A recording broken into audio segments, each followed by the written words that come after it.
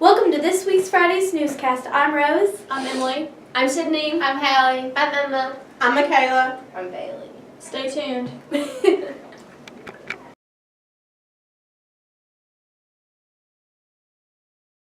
Hey guys, this is your Flashback Friday. We're doing old Halloween costumes. Bailey, you can start us off. I was a ballerina or like a fairy because I would like do little dance recitals and they'd like come with the ballerina costume and like little wings. I was Raggedy Ann whenever I was younger because my mom was obsessed with that doll. Whenever I was younger, I dressed up as a rat because I was one. Whenever I was younger, I dressed up as Cinderella because I wanted to be a princess so bad. I dressed up as a pumpkin because I was like really fat, so we just like went together, I guess. I dressed up like a gypsy because I thought gypsies were pretty lit then. I dressed up like 3 years in a row as a cowgirl because I had like this pink cowgirl hat and I just was in love with it. So, Thanks for watching. hope you can relate. Hi, this is Life Hacks, and what we're doing today is a projector. So what you need is a shoebox and magnifying glass, and what you do is cut it in a circle where you can fit the magnifying glass in the circle you cut out, and then you can close the box and you can put your phone in the very back and it'll project a movie or a slideshow or whatever, but you have to flip it upside down so it'll show the right way. So let's do that. Yeah. And now we turn off the lights.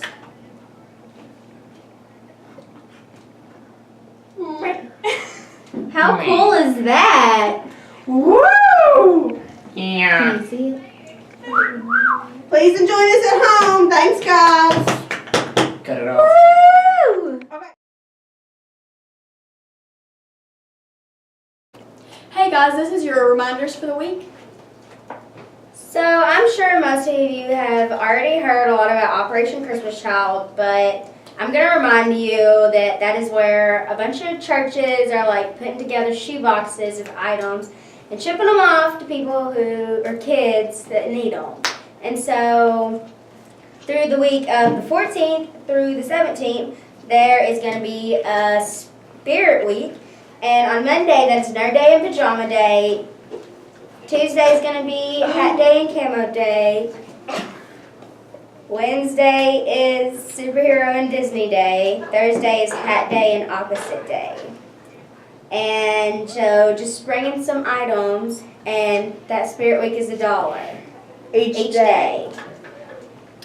And this morning, if you got proficient or distinguished on your K-Prep scores, you're getting to go to the movie in Hartford to watch Doctor Strange. So chug your Coke and eat your popcorn. Live it up. Yee! Alright, so Mr. Johnson is doing a contest where you got caught reading. If he walks inside your classroom or sees you reading, then he will give you a ticket. You'll write your name on it in your homeroom. You'll stick it inside this box or a jar, which is inside the media center. And then each week he will pull out a name and you'll get a pound of candy. Whoa. So, make sure you're reading. All right, thank you all.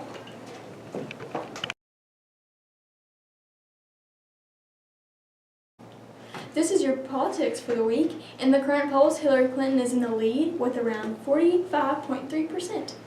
And Donald Trump continues to edge up with about 43.1%. In your recent election news, Hillary's emails are continuing to be investigated. Of course, with her past job of Secretary of State, she did some very shady business, and now some of that is being discovered by the American citizens. And what we have to realize is that what we're seeing from her email account is only about a fraction of what she did as a foreign advisor. I mean, she would probably never be found guilty because of the fact her last name is Clinton. But it's kind of strange to think that a person running for president of our country could have ended up in prison. That's pretty sad, to be honest. But Donald Trump is definitely not innocent here. The New York Times recently released a very interesting article about how Trump used a very sly method to avoid paying taxes. No wonder he's so rich. He didn't pay taxes for about 20 years. And that crime would definitely pretty much have been any other person.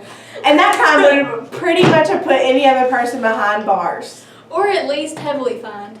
So our country is either going to have a leader who's a sneaky liar or basically a fraud. But on the positive side, the election's only 4 days away, and that means that we only have 3 days of school next week. Since we will not be in school before Tuesday, we think it would be pretty cool to host your own homeroom vote. So homeroom teachers could have their own vote and see who would be elected president if it was up to their homeroom. Thanks for watching your weekly politics. This has been your Michaela, Joe, and Emily Politics Show.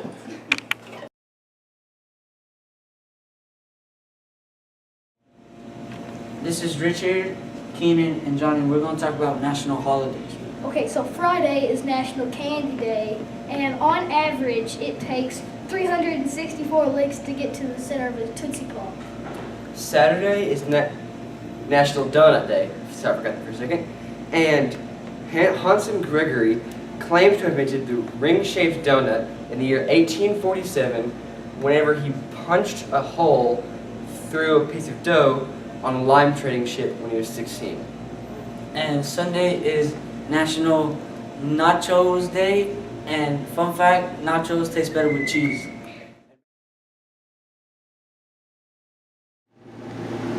Hey guys, I'm Michaela and this is Bailey, and we're here with the Teacher of the Week, Mr. Nick. And we're going to ask him a couple of questions. What's your goals for your classes this year? Oh, my goals for my class this year is to be all distinguished. I want kids that are ready to go out and change the world. Okay. How long have you been teaching? I've been teaching for 15 years. That's cool. What do you like to do in your free time? I like to read and listen to music. That's cool too. What made you want to become a teacher?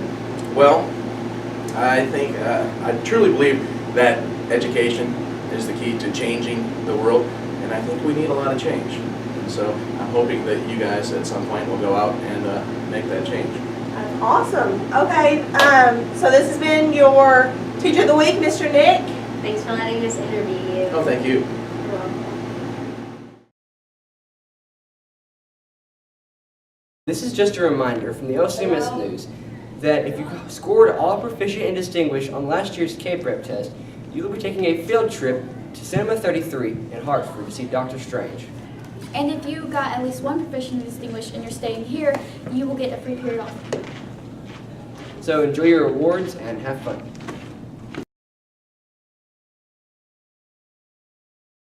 This is the rock cycle rap by me for Miss Schroeder's class. This is the rock cycle. There's igneous, sedimentary, and metamorphic. Each of them could be prehistoric.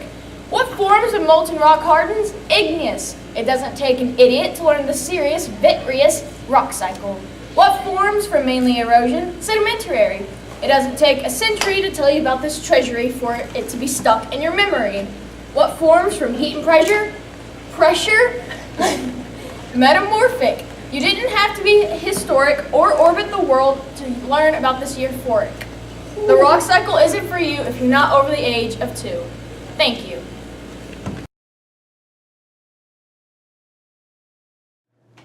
Welcome to this week's weekend weather. On Friday, the high is going to be 65 and the low is going to be 43 and it's going to be sunny. And Saturday, the high is 66 and the low is 44, and it's going to be mostly sunny. And on Sunday, the high is going to be 70 and the low is going to be 44 and it's going to be also mostly sunny. Thanks for watching the weekend weather.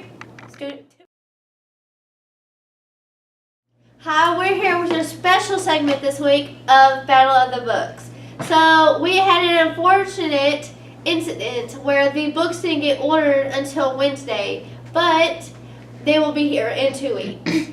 But don't worry, we have rescheduled the Battle of the Book competition to mid-January. So when the books come in, make sure you get your read on. Bye. Hello OCMS, this is Game of the Week with Keenan and Courtney, and this week's Game of the Week is... Pin out. What you do in pin out is you play pinball and you have to hit the ball, obviously, and get as far as you can without running out of time. Now we're going to go into the media center and see who can get farther, me or Courtney. Hopefully it will not take 30 minutes this time.